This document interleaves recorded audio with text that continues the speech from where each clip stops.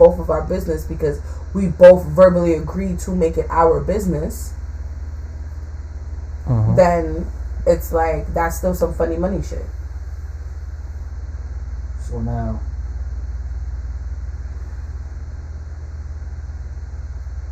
that's what these contracts were initially to prevent, because a lot of that funny money shit took place where now all of a sudden doors locked.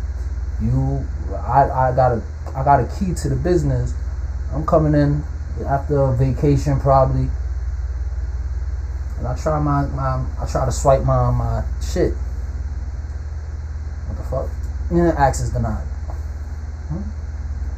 I'm calling you up. Go straight to voicemail. I pull up at your crib. It's a for sale sign. All of a sudden, I'm a disgruntled employee. When I'm outside of the business looking like, yo, I just came back from da-da-da. They looking like, sir, do you work here? Wow.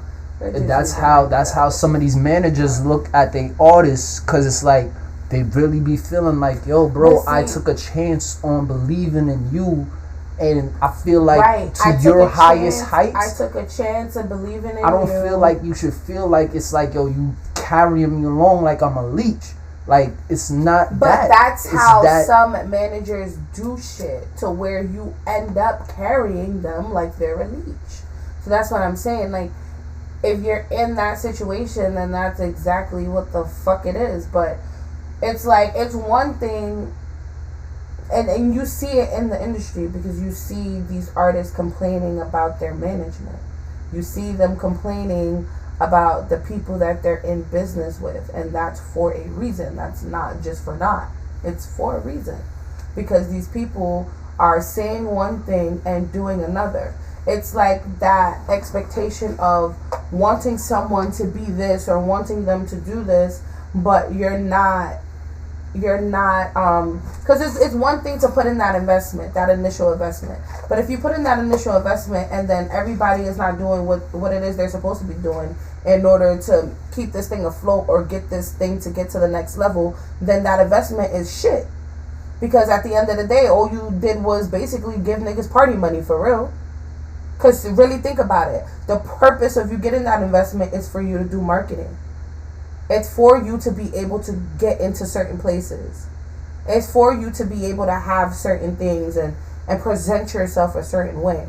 So if you're not doing any of these things, then all of that investment was for nothing and you don't have shit to show for it. If you're not matching that, then it's just really...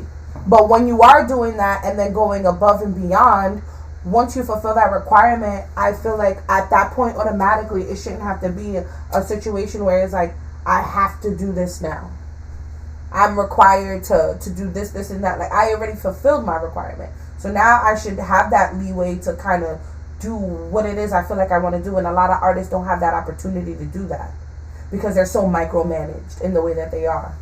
But then again, there are some, like, I remember somebody saying at one time, like, yo, some of these street labels that ain't majors, they give you better deals, more money on the table as an advance, all that. They do more than the labels actually do. And exactly. Somebody will still run to the labels. That's what I'm trying to say.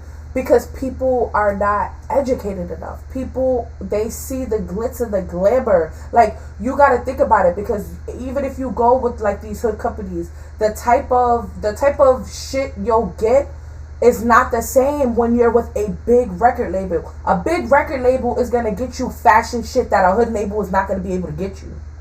Period.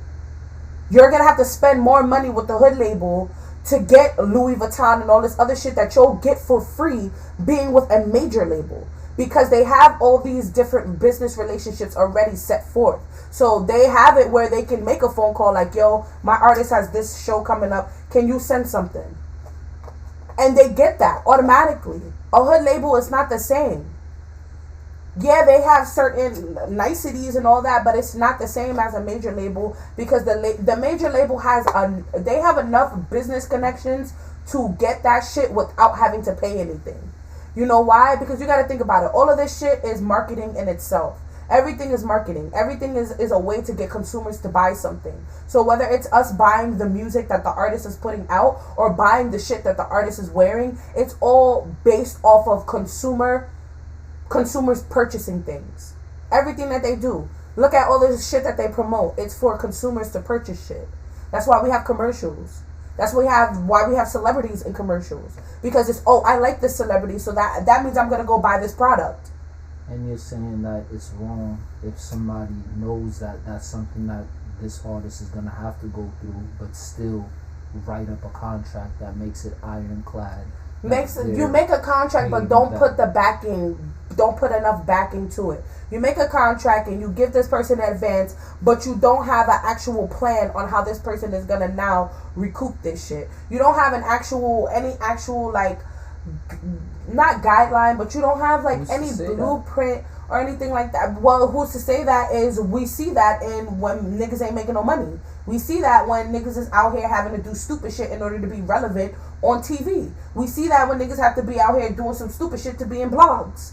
That's when we see that, because it's at the end of the day, any publicity is good publicity in their eyes. Mm-hmm. So you now you see niggas doing reckless shit in order just to have their name in the paper. But is that positive? Is that beneficial for them to do that? Look how many celebrities we see go downhill from that. Because they're not getting any play on the radio. They're not headlining any shows. A lot of times though, just the fact that somebody like a situation like Blue and Boosie, just the fact that this man's name is attached to something that already got solidification, like that's actually putting you on a better trajectory to go where you going. So it's like one hand washes the other. Definitely. And then if one hand decides to stop washing the other hand, like, you get what I'm saying? It's just dirty. Well, I just think that when you look at, I guess, the trajectory of it all, like, what is the end game? Like, not even what is the end game. Like, okay, after I do this, and then what? Like, that's why they have fulfillments. Like, and I guess you could say it's sad if you want to be on some type of time. Like, yo, the fact that the guidelines to this contract's fulfillment is up to one person. That's when it's like, damn, here I am trying to fulfill this 3.5 million I said I was going to make for you, and these 7 albums. I'm on album number 6, and then all of this, I'm down just probably 20 bands. Like, yo, here, I'm about to fulfill this, and then all of a sudden you holding that 20,000 in that last album in limbo. Like, nah, I don't like that album. And then nah, that money not. You gotta use that to get you this producer. We gotta use that to, and it's like, wait, what? It's like almost like a whole gaslighting situation. You know what I'm saying? So I hear where you coming from when you say it's like it's a fucked up practice, but it's a big business practice that motherfuckers use to not only protect themselves, but I guess got over on artists, you know?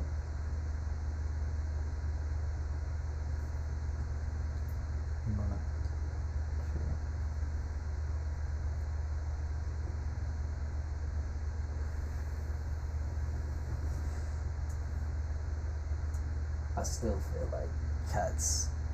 Hey, you sign a contract, and I don't feel like it was something that nigga was shady about. Nigga tried to make it seem like, oh, you know, he's smooth talking, da da da. But I'm sure he told him, like, yo, bro, you know exactly how it's gonna go. Like, take this 5 bands, rock out.